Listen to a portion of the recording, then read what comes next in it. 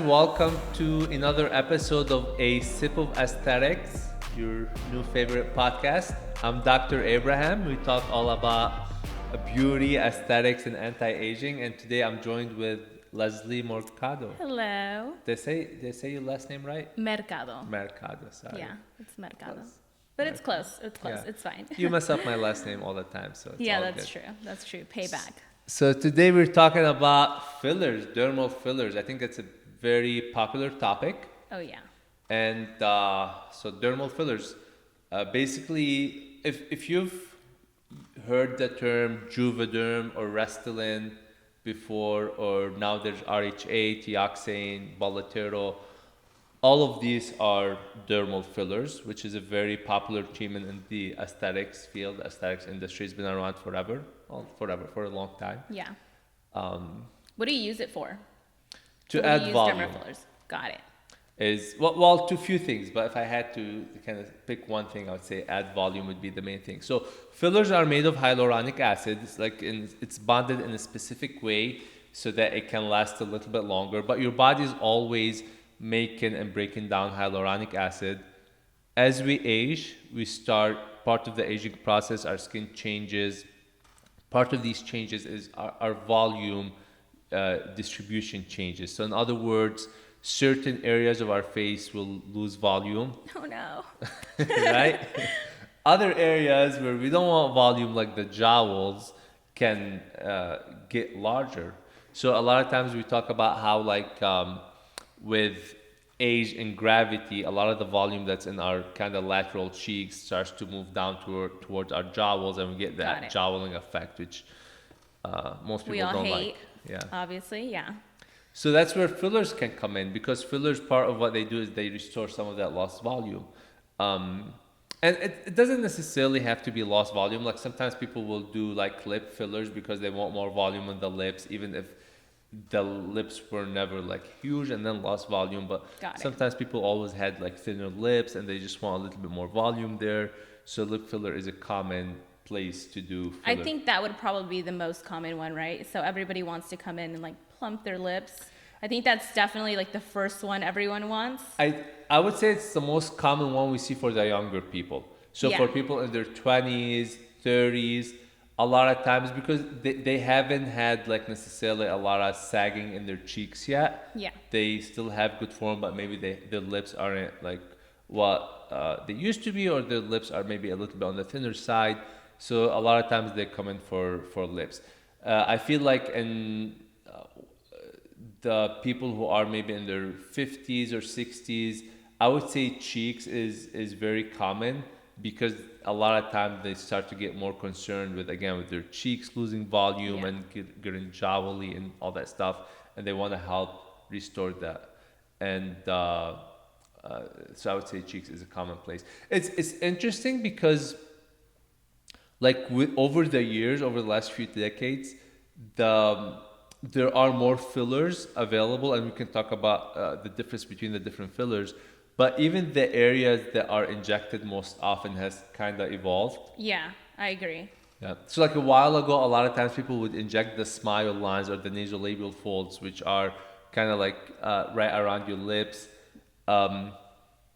But now, as new fillers came out and as that procedure has been done more and more, a lot of times we do start with injecting the cheeks, because that can help like give that appearance of a little bit of a lift, and that Yeah. can soften these smile lines without injecting there. Well, I think they're using it more to like contour their face, which is one thing that a lot of, girls come in and mention, they want to, even at a younger age. Yes, we're seeing it a lot in like older patients, but you're also seeing it in younger patients who are wanting more of like a contoured cheek, or, a snatched jawline is what you see online. But with that, I think a lot of people are also like, what would you say about the people that, you're seeing all these topics online and you're seeing these people who are saying that they're dissolving all of their fillers. So Yeah. And that's a very interesting topic. The chin is another great example where people Yeah. sometimes are younger and they were born with a recessed chin, like their chins, they never had a chin, had and my they chin. just want more Yeah. definition. You had filler in your chin. did. before. Oh, yeah. I did. That's why you have a chin. No, So- I was just kidding. thank you for that. But no, I just keep seeing online, all these people saying like, oh, this famous person, or like, this person, like everyone is dissolving their filler. Why do you think that's Yeah. happening? I think this is actually becoming a bit of a trend. Anything, fillers included, when taken to an extreme, is not good, right? Obviously. Yeah. I'd say somebody who really had a good job of fillers done, you're gonna see him. You probably see him on the street the whole time, and you wouldn't know that they had filler. If you look at somebody and you're like, oh, this person has a lot of fillers in the face, that's not what we're looking for. Yeah. Some people like that. Some people do that. That's not what I'm interested in. That's not kind of like what we talk to our clients about. But it's about like keeping that balance and keeping that symmetry. Now, if you overdo filler, if you have too much filler in your face, or if you have fillers all in the wrong areas, all in the wrong place, then obviously that's not a good thing, and you might need to dissolve it. With filler, I think like that's also like another thing. It's like they're saying, people are dissolving, and the reason they're dissolving is because this new talk about pillow face, right? So it's when people are overfilled and you don't really, it's like superly overfilled cheeks. You don't even see their nasolabial folds. So why do you think, pillow face happens? Yeah, it's a lot of things, but I think part of it is just people not knowing what they're doing. Honestly, I mean, it's as simple as that. Like, not people not knowing what they're doing, but if you overdo something again, if you're not keeping some people, like, there is an art to injecting, right? You have to know what you're doing. You have to keep the whole balance of the face in mind. You have to keep the anatomy. Sometimes, as we were mentioning, sometimes if somebody has like a line in the smile, like smile folds, sometimes you have, just by knowing the anatomy, you know that you should, start by injecting the face to lift up. So you're not always like chasing that one line. I think part of it is people not understanding that anatomy, and maybe they see a line and then they just like put like tons of filler in that area. Yeah. And that can distort the proportions of the face. So I think it's about keeping that proportion in mind. I think, maybe going to a provider who maybe just started off, doesn't have too much experience. That could be it, and where they maybe chase the line, or even, sometimes clients chase a look, so they're just super fixated on, a certain line, and they're just think that adding more and more filler is going to help. But I think sometimes when, you are getting that pillow face is when people are trying to fight that laxity that's going to happen, with age. And then they, just overfill instead of trying other treatments, maybe like an RF microneedling that's going to help tighten the skin with the skin laxity, or an endo lift, or something that's just going to help with the overall laxity without having to overfill the face to get rid of these lines that we're getting in our face, right? I think you're absolutely right. You're 100% right. That's one of the problems of some people. They just have kind of like one tool, and they just want to, go after everything with that one tool, right? They're just fill. Yeah, or that's all they know, honestly. Sometimes, like, they've done filler and it worked for them one time, and they're kind of afraid to try other treatments as well, right? And sometimes perfection is the enemy of, like, again, if you see a line, like, you have to know what your limits are. Okay, this is how, like, a lot of times you see a line, okay, we can soften it maybe 70-80% with fillers with that treatment, and that's what we can get, and that's a great result. But if you're like, no, you're chasing that 10%, you can start to kind of cross that threshold and now make it look unnatural, and that's when you're getting that like pillow face look.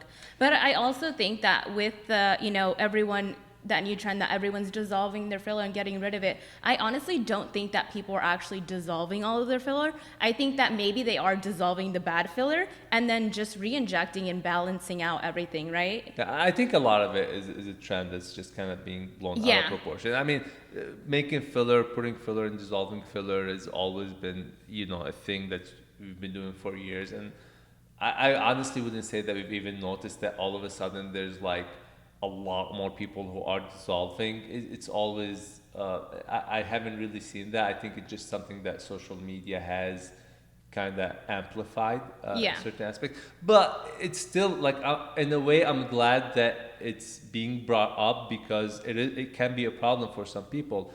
And again, the problem is when you put too much filler, especially in one place. Like, even if you were to put the same amount of fillers, if you understand the anatomy Yeah. and you were to put like, just for example, you take 4 syringes of filler and you're dividing it, where all over the face in areas that make sense, a little bit in the cheeks, a little bit in the lateral aspect to keep that balance, a little bit in the jawline, versus you take that same amount and you put it all in one area. One can Yeah. look very soft and natural, the other one would just look so distorted. So it's the amount, but it's not just the amount, it's kind of like losing sight of that proportion and just fixating on that one area. And again, chasing something that maybe shouldn't be treated with filler with something else. But I just want to add, like, part of the problem is that fillers can actually be great. They can really do amazing things that you can't do with other treatments. And the problem is that that makes it sound like all fillers are bad, and that gives fillers a bad name. Like a bad job on filler is gonna scare some people away from filler. When again, if done right, like they're just like you should be doing other treatments like lasers and not chasing certain things with fillers. There are things that you should do filler for, and you shouldn't be trying to do laser just just because you don't want to do filler.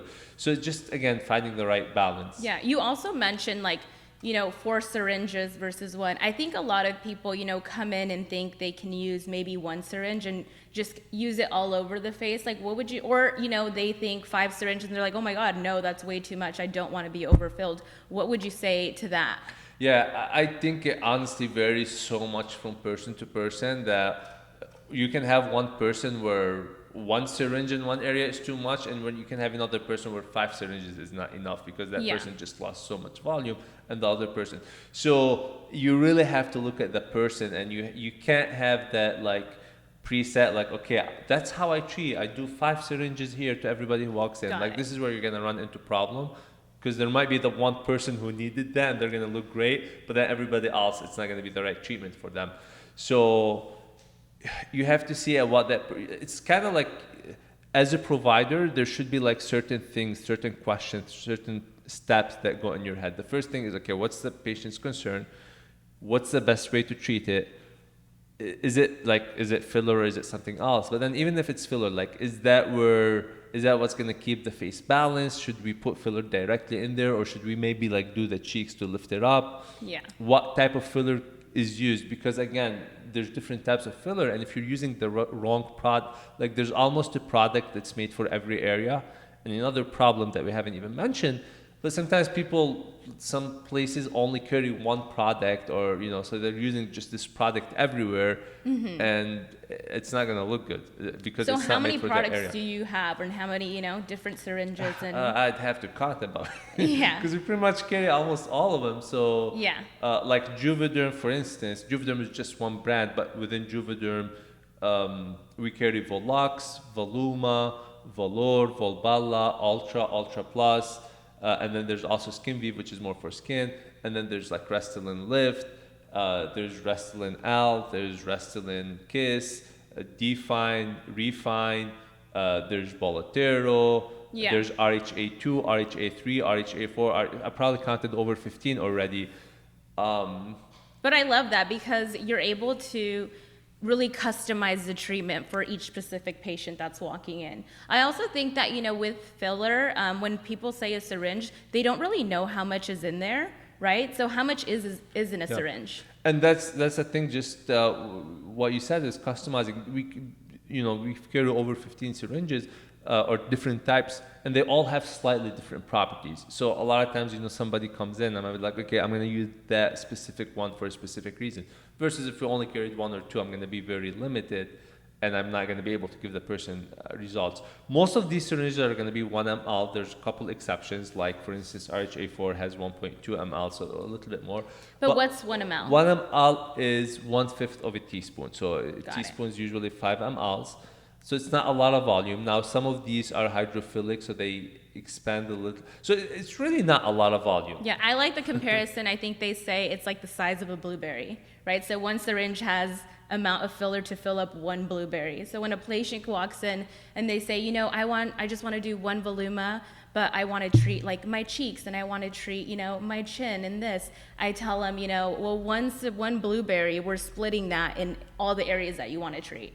So I think that's kind of a nice comparison. It is a nice comparison because it gives them an idea and it tells them, if they really just need a little bit of balancing. I mean, in some cases, that might be all they need, but they have to understand that we're talking about very minimal, differences. But in a Yeah. lot of cases, if you really want to see like a big difference, you're gonna need more. Now, the different fillers are gonna have different properties in terms of how much water they attract, and so they might, that can cause them to expand a little bit. And we're gonna place that, 1 ml strategically to kind of get the most amount of it, because some people will also get discouraged. They're like, what am I gonna get of 1 ml? It's really nothing.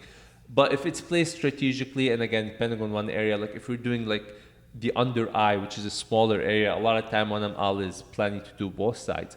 But again, if you're doing cheeks, jawline, then you're probably going to need more in most cases. And also the look you're wanting to go for, right? So if you're wanting more, what you're working with, and then also like what you want to achieve, right? I think that's also going to make a big difference. It's all about that right balance. It's Yeah. all about the balance. It's about going to somebody who has that look that you can have that discussion with, kind of tell them what you want, but they can also help you set realistic expectations, because ideally they've done it multiple times before, so they can tell you, what you're looking for is actually not doable with filler. Maybe we can get you closer to it by doing certain things, and this is what we can realistically expect, but maybe we can't do specifically that, or maybe we can.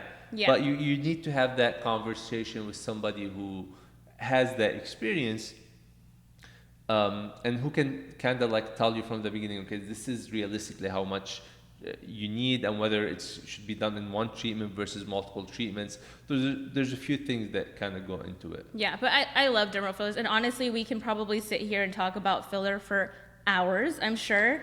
There's so many things that we can do, like talk about overdone lips, but I think we can save that for another episode.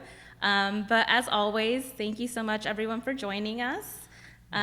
Subscribe, mention the podcast. If you give us a call, we have 2 locations, one in Encino and another in Westlake Village. And if you mention the podcast, you guys get a special discount. So just give us a call. Yeah, and let us know what other topics you want us to talk about. Join us on Mondays. And have a great rest of your week.